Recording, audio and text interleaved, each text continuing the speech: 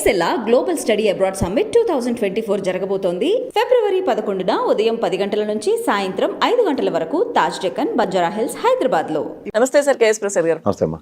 Sir, YCP నేత Kesineni Nani TDP నుంచి వైసీపీలోకి వెళ్ళారు. ఆయన కొన్ని వ్యాఖ్యలు చేశారు సార్. టీడీపీలో చంద్రబాబుకి ఆయన కొడుకు లోకేష్కి తప్పితే ఎవరికి పదవుల విషయంలో గ్యారంటీ ఉండదు, ఎంత కష్టపడినా ఫలితం ఉండదు, వాళ్ళిద్దరు సీట్లు మాత్రమే గ్యారంటీ, మిగతా వాళ్ళకి లేదు అని చెప్పి. అలాగే లోకేష్ గురించి కూడా ఒక అసమర్థులు అన్నట్టుగా అన్ని కొన్ని వ్యాఖ్యలు చేశారు. సో ఇప్పుడు ఈయన కామెంట్స్ ఏంటి సార్, ఎట్లా చూడొచ్చు మనం? ఎందుకంటే ఆల్రెడీ సీట్ల కోసం విభేదాలన్నీ బయటపడుతున్నాయి టీడీపీలోనే. జనసేన విషయం మళ్ళీ మాట్లాడుకుందాం మనం. టీడీపీలోనే విభేదాలు బయటపడుతున్నప్పుడు ఈయన మాటలు మనం ఎట్లా తీసుకోవచ్చు? ఇప్పుడు ఈయన మాటల కన్నా ఫస్ట్ చంద్రబాబు గారు మాట్లాడిన మాటలతోనే మొదలెడితే, సార్ పాలిచ్చి ఆవుల్ని వదులుకొని దున్నపోతుల్ని తెచ్చుకున్నారని అది ఆయనకే వర్తిస్తుంది. నిజంగా సెన్సిబుల్ గా పనిచేసి సెన్సిటివిటీని జస్టిఫై చేసిన అమరావతి ఉద్యమం పట్ల చిత్తశుద్ధి అల్లా జయదేవ్, లేకపోతే ఏటికి ఎదిరేది నానా తెప్పలు పడి గెలిచిన, ఎవరు సహాయ సహకారం లేకపోయినా గెలిచిన నాని గారు, అండ్ ఇప్పుడు రామ్మోహన్ నాయుడు గారు కూడా బీజేపీ అధ్యక్షుడు అవుతాడు, ఏదో ఫెయిలర్లు నడుస్తున్నాయి మార్కెట్లో.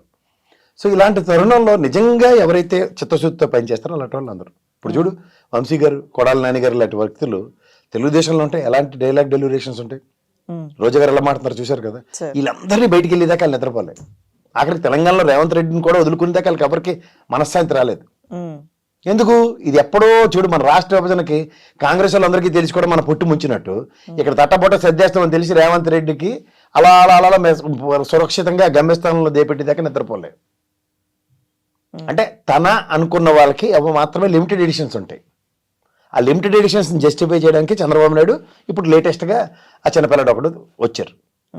ఈ చిన్నపిల్లడికి అసలు ఏటీ తెలియదు, తిండి దాని ఆవశ్యకత తప్ప. అలాంటి వాడిని పట్టుకుని ఇప్పుడు రాజకీయాలు చేసేద్దాం అంటే ఎక్కడ అవుతాయి? అందుకే నువ్వు గమనించలేదమ్మా, నువ్వు ఒక సీనియర్ జర్నలిస్ట్ మీడియాలో ఉన్నావు ఎన్నో రోజులు బట్టి. తెలుగుదేశం ఇలాంటి పంథా ఎప్పుడైనా చూసావా? విభిన్నంగా నడుస్తుంది ఈ 4-5 సంవత్సరాలు బట్టి. అసలు ఒక ఎజెండా లేకుండా నడుస్తుంది. అంటే నానిగారు లాంటి వ్యక్తి మాట్లాడడం చాలా చాలా చాలా ఈజీ. ఎంత ఈజీ అంటే ఇప్పుడు దానితోటి ఇవాళ ఒక మార్కెట్లో నడుస్తుంది చూడు, ఐ క్విట్ పాలిటిక్స్ అని ఆయన రిపబ్లిక్ టీవీకి ఇచ్చింది. అది పాద్దామని కొద్దామని. దానికి వాస్తవానికి ఐ క్విట్ పాలిటిక్స్ అన్న దగ్గర సెల్ఫ్ గోల్స్ ఎలా వేసుకుని తిరుగుతున్నాడు చూడు. ముఖ్యమంత్రి అయితే కానీ అసెంబ్లీలో పెట్టాలని జయలలిత శపథం చేశాడు. ఆ జయలలిత సామర్థ్యం ఉందంటే సభకు నమస్కారం. ఇక్కడ ఏమవుతుంది? ఏజ్ ఫ్యాక్టర్ ఒక పక్కన. Apart from that original vibrations నుంచి డీవియేట్ పార్టీ నడిపిస్తున్నారు. సో దాంట్లో ఏమవుతుంది? ఒరిజినల్ మొనాటమీ బ్రేక్ అయిపోయింది. ఆ మొనాటమీ ఎప్పుడైతే బ్రేక్ అవుతుందో నువ్వు గమనించగలిగితే జెడ్పీ ఎలక్షన్స్ నుంచి లగైత్ మా వల్ల కాదని కాడి వదిలేశారు. నెక్స్ట్ ఇలా తెలంగాణ ఎలక్షన్స్కి వచ్చారు, మా వల్ల కాదని కాడి వదిలేశారు. ఇప్పుడు తదనంతర పరిణామంలో రేపు పొద్దున కుప్పం చాలా కష్టంగా ఉందని వస్తున్నాయి కదా. ఎందుకు వచ్చింది? సేఫ్ జోన్లో ఉందామని చెప్పి కొడుకుని తీసుకెళ్ళాడు కూర్చోబెట్టాడు అనుకో.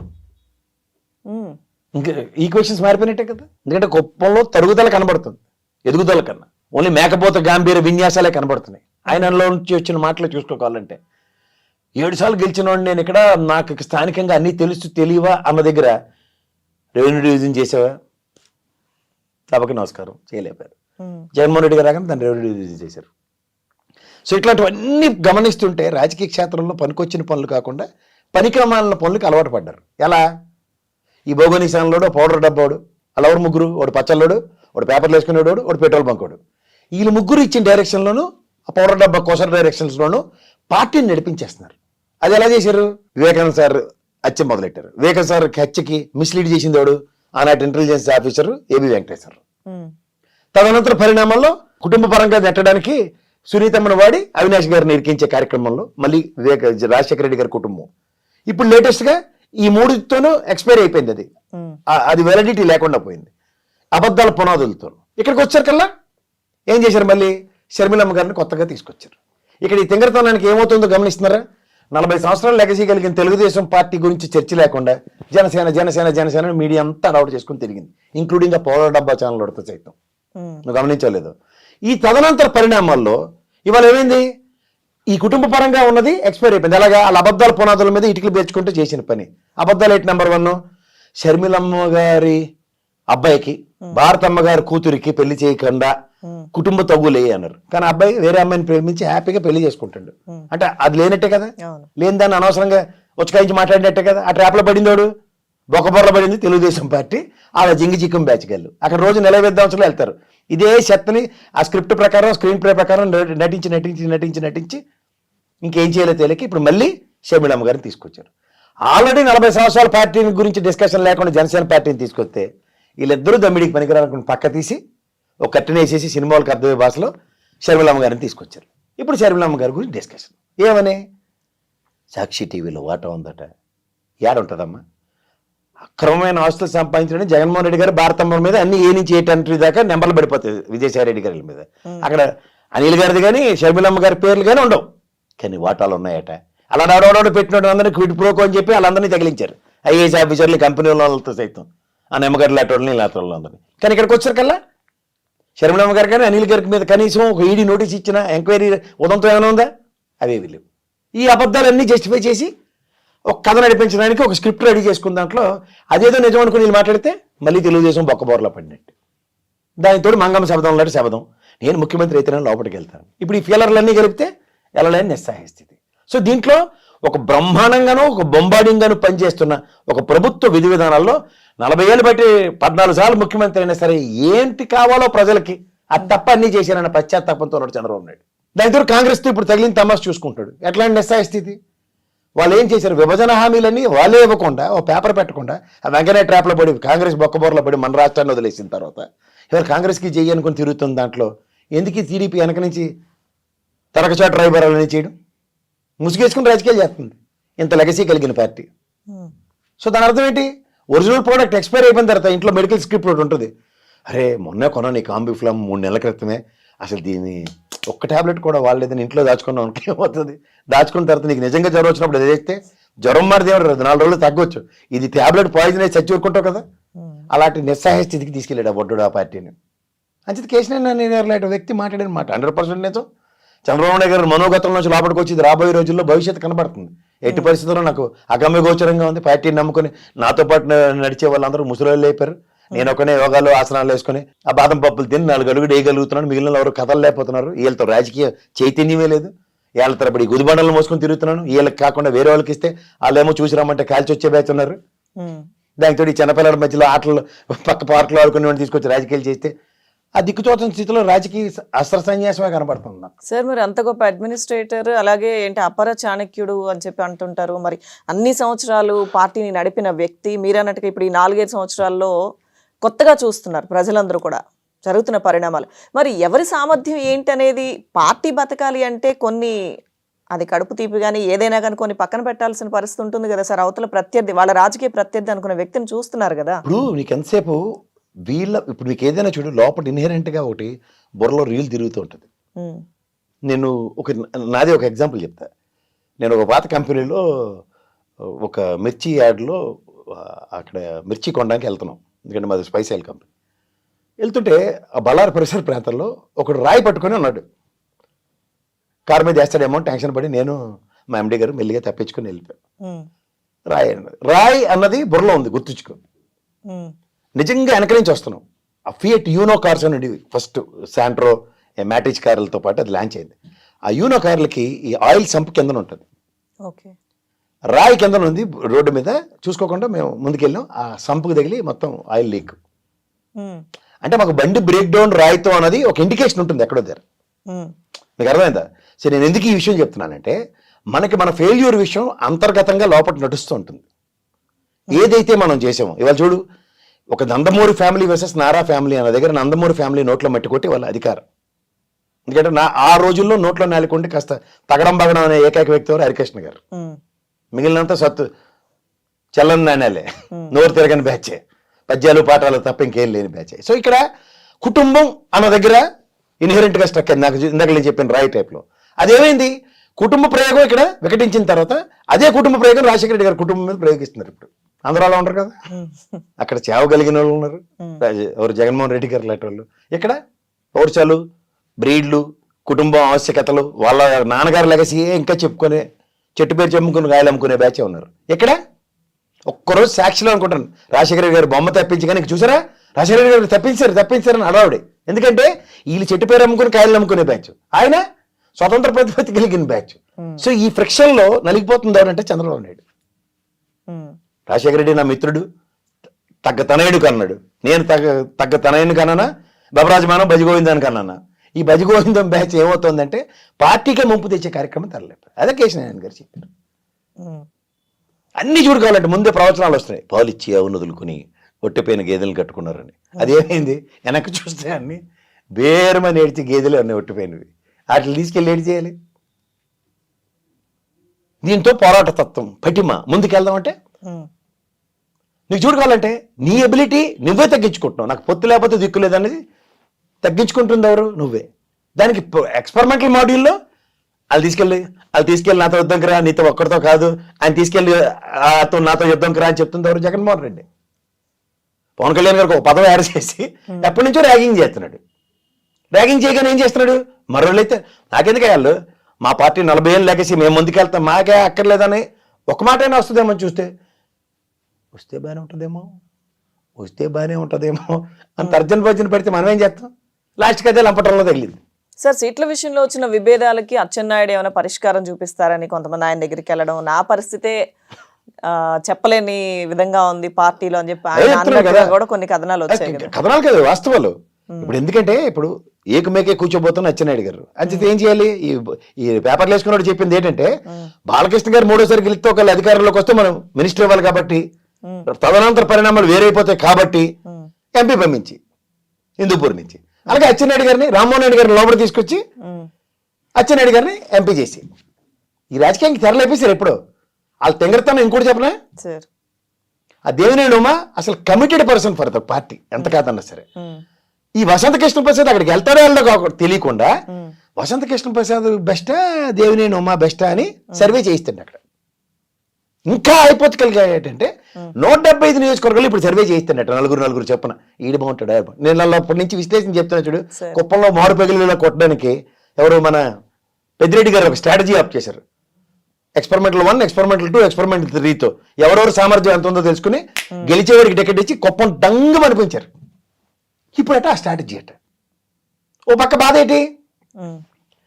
నెత్తికెత్తుకున్న కాంగ్రెస్ అదొకటి కదా ప్యారల్గా. ఎందుకు ఎత్తుకున్నారు?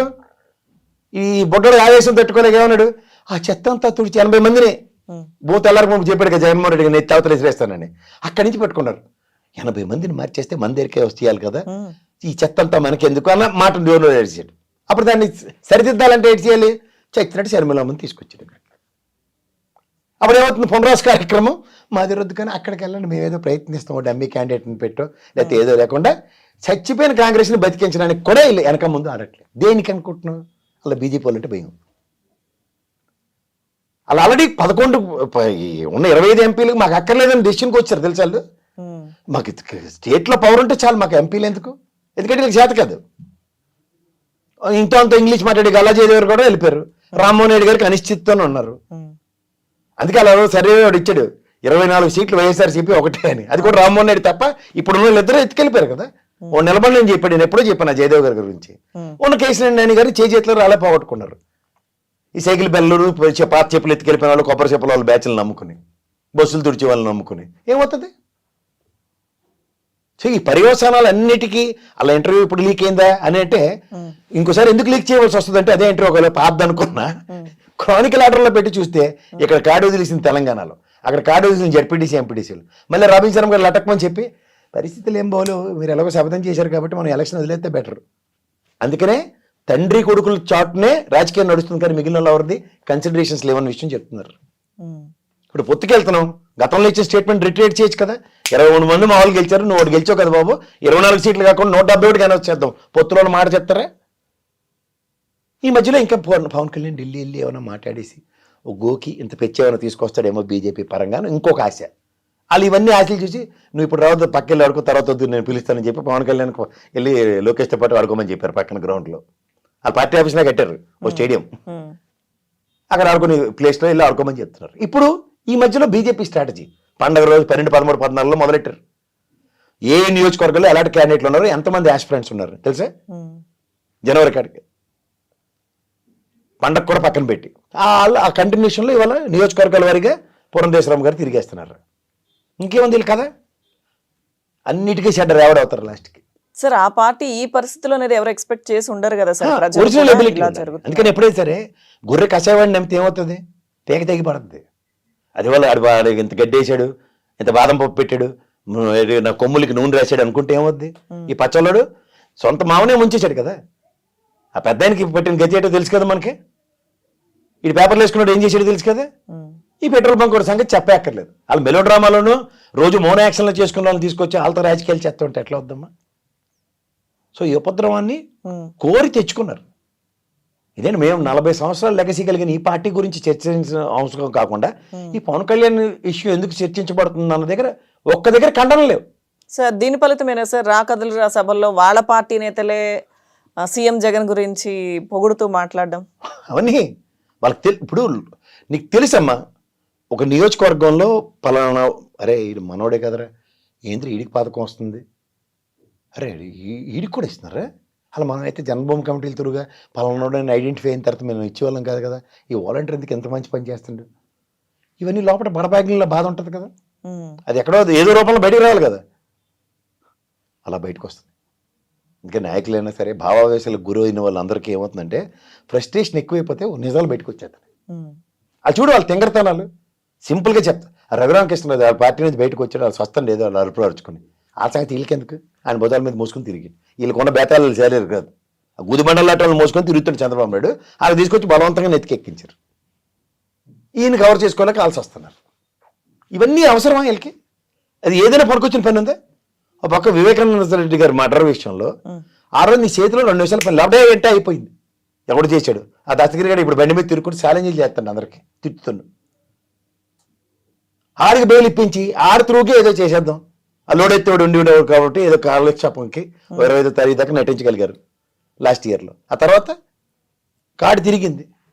ఏమైంది? సునీతమ్మ కుటుంబంకి చుట్టుకోగానే సిబిఐ ఎంక్వైరీకి అక్కడికక్కడ వదిలేశారు, చేతులు కాలు కడుక్కుని అవతల పక్క వచ్చారు. గమనించావా? ఇప్పుడు కొత్త మేటాపోట్లో షర్మిలమ్మ దొరికింది, అంతే. మళ్ళీ లబోదిబో వాళ్ళ సాక్షిలో మాట ఉందట, అన్న అన్యాయం చేసేట ఇవి పట్టుకున్నారంట, పట్టుకుని మళ్ళీ వీళ్ళకి ఇస్తే అవును కదా. వాళ్ళ పచ్చళ్ళు సడన్గా మనోడు చిన్నపిల్లలు నడుస్తున్న ఈవినింగ్ వాక్లో అరే బాబాయ్ వచ్చి మనకేం మైలేజ్ రావట్లేదు హ్యాపీ అన్నాడు. ఆ పచ్చళ్ళోడు మాట నమ్ముకుని ఆపేశాడు ఆ మాట. అదర్వైజ్ తెల్లారిసేట్లు హూకి ఇల్లు బాబాయ్, ఇదే కదా పనికిమాలినవని. నేను పనికిమాల స్లోగన్లతోనూ పనికిమాలిన పనులతో చేసుకుని నెత్తి మీద బడేల మీద మొట్టకాయలు వచ్చి బొప్పులు వచ్చిన తర్వాత సిగ్గుతో కూడిన బిడియంతో కూడిన అలా సినిమా డైలాగ్ లాగా నేను ప్రజాస్వామ్యంలో నిలబడలేకపోతాను అన్న వెనుకబాటు చర్యలకి తెరలేపుతాను. సార్ ఇప్పుడు విషయం అది కాదు కదా సార్, అంటే వాళ్ళ విషయాలు వీళ్ళవి, ఎవరు జగన్ తిడుతున్నారు ఎవరు వైసీపీని తిడుతున్నారు అని పట్టించుకోవాల్సిన విషయం అది కాదు కదా సార్. పార్టీని ఎలా బలోపేతం చేసుకోవాలి, పక్కన ఆయన అన్ని విధాలు సిద్ధమైపోయాడు, ఎలా ఢీ కొట్టాలి, ఇది కదా. సో ఇది పక్కదారి పట్టడం వల్లే పరిణామాలు ఇవా ఇప్పుడు ఇప్పటివరకు మీరు చెప్పినవన్నీ? అంతే. ఇప్పుడు నీకు సే ఫర్ ఇన్సిడెంట్ ఒక 45 నియోజకవర్గాలు నేను చాలాసార్లు బట్టి చెప్తున్నా, 45 నియోజకవర్గాల్లో నీ ప్రెజెన్స్ లేదు. ఓకే, 15 నియోజకవర్గాల్లో కన్సిస్టెంట్గా 15-18 నియోజకవర్గాల్లో 3 టర్మ్స్ బట్టి రిప్రజెంటేషన్ లేదు ఫ్రమ్ తెలుగుదేశం. వీటి మీద ఎంత ఫోకస్ చేయాలి? అవి పనికొచ్చిన పనులు. మీకు ఇంకో విషయం చెప్పనా, the first ever time in the history of Telugu Desam party ఎందుకు ఓడిపోయిందో ఈ రోజు దాకా రివ్యూ మీటింగ్స్ లేవు. దాని అర్థం ఏంటి? అయిపోయింది. అందుకనే క్విట్ ఇండియా ఉద్యమం అన్నమాట. Okay, it's nothing more that. ఎందుకంటే ప్రక్షాళించబడట్లేదు. నీలాంటి జర్నలిస్టే టీవీ నేను నుంచి వెళ్ళిన అమ్మాయి డి అంటే ఏబిసిడి కేటగిరీస్లో డి కేటగిరీలో 95 నియోజకవర్గాల పైన ఉన్నాయని చెప్పింది. ఇంకేటి ఉంది అలా కదా. 45లో ప్రెజెన్స్ లేదు, 18 నియోజకవర్గాల్లో 3 టర్ములు బట్టి పార్టీ రిప్రజెంటేషనే లేదు. 95లో డీలో ఉన్నప్పుడు, అది కూడా ఎప్పుడు రీసెంట్గా లాస్ట్ ఇయర్ చేసిన రివ్యూ, అది 1 ఇయర్లో డి నుంచి ఏకి ఎగబాకడం ఎంత కష్టం. అంచేత ఎవరికి శ్రద్ధ లేదు ఆ పార్టీ మీద. అందుకే తిరుపతిలో ఆ గట్టి చెట్టి తింటూ వచ్చినాడు గారు కూడా పార్టీ లేదు డాట్ అని డాట్కి అర్థం పరమార్థం జస్టిఫై చేస్తున్న క్రానికల్ ఆర్డర్ యాక్షన్స్ ఉన్నాయి కానీ వాళ్ళ పార్టీ నుంచి. అదర్ దెన్ దట్ ఇంకేమీ లేదు చూసుకోవాలంటే. సార్ అయితే ఇంకా అంటే ఆల్రెడీ పార్టీ పరిస్థితి ఈ విధంగా ఉన్నప్పుడు ఇంకా సీట్లలో అభిప్రాయ భేదాలు విభేదాలు ఇవన్నీ మాట్లాడుకోవడం కూడా ఇంకా లేదేమో సార్. మనకి టైం వేస్ట్. అది ఎలాగో నాంచి ఇనువును కూడా నాల్చగలిగే అంత సామర్థ్యం నీళ్ళలో పెట్టి ఒక చంద్రబాబు నాయుడుకే ఉంటుంది. ఆ బీఫాములు ఇంకా చచ్చిపోయే గంటలో నామినేషన్ వేయాలన్న దాకా వాళ్ళకి ఇవ్వరు. వాళ్ళకి మామూలుగానే ఒళ్ళు వంగదు, దానికి తోడు ఈ బీఫాములు ఇవ్వడం. సో అంచేత జరిగేది ఏమీ లేదు. కాగల కార్యం గంధర్వులు తీరుస్తారన్నట్టు జగన్మోహన్ రెడ్డి గారికి ఎర్రతేవాసి చేసి ఆర్తపల్లిలో పెట్టి అప్పచెప్పడమే తప్ప ఈ అస్త్ర సన్యాసం చేసిన బేస్తే ఏమవుదని మాత్రం అర్థమైపోతుంది. Thank you. వీళ్ళు ప్రజల్ని ఎలా ప్రొవోక్ చేస్తున్నారంటే ప్రజలు ఏదో ఫ్రస్ట్రేట్ అయిపోయినట్టు వీళ్ళు ఫ్రస్ట్రేషన్ ప్రజల మీద నెట్టేస్తున్నారు. అరే ప్రజలు ఛానల్లో కూర్చున్న వాళ్ళు ఎవరైనా చూడు, ప్రజలు ఇసుకెత్తిపోయారు, ఇంక తిప్పేస్తారు అని. అవును సార్, అది అవే తప్ప ఎక్కువ వింటున్నాం. అవును, అదంతా ఈ ఫ్రస్ట్రేషన్. విసిగిపోయారు, దించేయడానికి సిద్ధంగా నువ్వు ఉన్నారు. విసిగిపోయావు, నీకు అధికారం లేకపోతే కాలు చేయడదు. ఇక్కడ వీళ్ళు చేస్తున్న పని ఎంత ఏంటి, ప్రజలకి ఇన్నాళ్ళు బట్టి మేము 40 ఏళ్ళ చరిత్రలో ఈ 5 సంవత్సరాలు తప్పి మేము 35 ఏళ్ళు బట్టి ఎంత పని చేసాం మా పార్టీ పరంగా అంటే దాన్ని గుర్తించి మాకు ఓటు వేయండి అని చెప్పడం అన్నది లేదు. ఈ రాక్షసుడు వీడేదే అయిపోయాడు, వీడు మంచోడు కాదు, వీడికి 16 నెలల జైల్లో ఉన్నవాడికి మీరు ఎందుకు అధికారం ఇచ్చారు, మీరెవరు అధికారం ఇవ్వడం కానీ వీళ్ళ ఫ్రస్ట్రేషన్ అంతా. అరే మీకు ఎంతైనా సరే మా మనిషిరా బాబా అని ఆయన కోటేశం అనే విషయాలు ఒప్పుకోవట్లే. సొంత చెల్లెల టాపిక్ ఒకటి తీసుకొస్తారు, తర్వాత వీళ్ళకి అన్యాయం చేశారు, బీసీలు ఎస్సీలు వీళ్ళనే లెక్కలు చెప్తే తట్టుకోలేదు. బీసీలకి ఎస్సీలకి కాపు సామాజిక వర్గానికి మనకు ఎన్నిసార్లు లెక్కలు చెప్పండి తల్లి, అవి వినరు, అది నచ్చవు. చచ్చే అల్లాడికి అల్లాడవడ వీధి నెంబర్ 3 నుంచి 6 ఇల్లు వరుసలో ఉన్నోడికి కారు లోన్ ఇచ్చాం. అది కాదు బాబు మా జగన్మోహన్ రెడ్డి ఆ మీటింగ్ లో కూడా చిన్నపిల్లడు ఒక కార్యకర్తను తీసుకొస్తే ఏది కులాల మతాలకు ఏది అన్యాయం లేకుండా లోకేష్ నువ్వేం టెన్షన్ పడ, మాసేన్ రాజు గారు కూడా ఉన్నారు దాంట్లో. మనోడే అన్న మరేం పర్లేదు చెప్పురాని పాపం వాళ్ళ అబ్బాయిని మాట్లాడమంటే మన జన్మభూమి కమిటీల్లో కాదన్నా మస్తు చేస్తారు వాళ్ళు, ఈ ఆడలు లేకుండా అందరికీ ఇస్తున్నారు అని చెప్పిండు ఆ చిన్నపిల్లడు. బంగారం లాంటి మాట చెప్పాడు. ఇప్పుడు తిన్నోడు ఎప్పుడైనా సరే తిన్నింటి వాసాలు లెక్కటరు కదమ్మా, అది అందరికీ సెలదు, రేరెస్ట్గా ఉంటారు తిన్నింటి వాసాలు లెక్కెట్టి బ్యాచ్లు. అలా తిన్నవాడు ఎప్పుడు ఆంధ్రప్రదేశ్ ప్రజలు మర్చిపోరమ్మా ఆ మమకారాన్ని ఉపకారాన్ని. అందుకే చూడు చంద్రబాబు నాయుడు గారి కన్నా రామారావు గారు ఇంకా ఎంతమంది గుండెల్లో ఉన్నాడు అక్కడ చేశాడు. ఆయనలో సంక్షేమాన్ని ఎప్పుడూ మర్చిపోరు. ఒక రామారావు గారు కానీ, రాజశేఖర రెడ్డి గారు కానీ, ఇప్పుడు జగన్మోహన్ రెడ్డిని కానీ. అలా సంక్షేమ ప్రాస్పెక్ట్లో చంద్రబాబు నాయుడు గారి గురించి మాట్లాడిన ఉదంతో ఒకటి చెప్పు. అన్నిటికీ పబ్లిసిటీ ఇప్పించి